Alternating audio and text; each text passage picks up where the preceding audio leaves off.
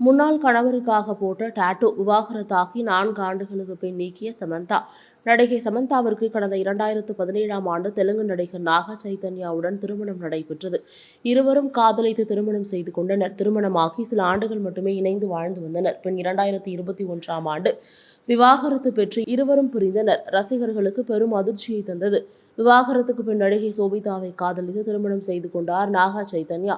நடிகை சமந்தா இயக்குனர் ராஜ் நிடிமுரு என்பவரை காதலித்து வருவதாகவும் விரைவில் திருமணம் செய்யப்போவதாகவும் கிசுகிசுக்கப்படுகிறது. இதுகுறித்து சமந்தாவும் இதுவரை மறுப்பு தெரிவிக்கவில்லை என்பது குறிப்பிடத்தக்கது.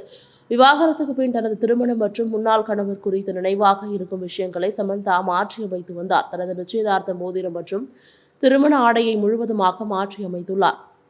அந்த வகையில் தற்போது தனது முன்னாள் கணவர் நினைவாக தனது முதுகில் குத்தியிருந்த YMC என்கிற டாட்டூவை நீக்கியுள்ளார். நாக சைதன்யாவுடன் சமந்தா இணைந்து நடித்த முதல் படம் ஏ மாய சேசாவே. இப்படத்தில் இருவரும் இணைந்து நடிக்கும் போது காதல் மலர்ந்ததால் அப்படத்தின் நினைவாக YMC டாட்டூவை தனது முதுகில் குத்தியிருந்தார் சமந்தா. ஆனால் விவாகரத்தாகி 4 ஆண்டுகள் ஆகிவிட்ட நிலையில் அதனை தற்போது நீக்கியுள்ளார்.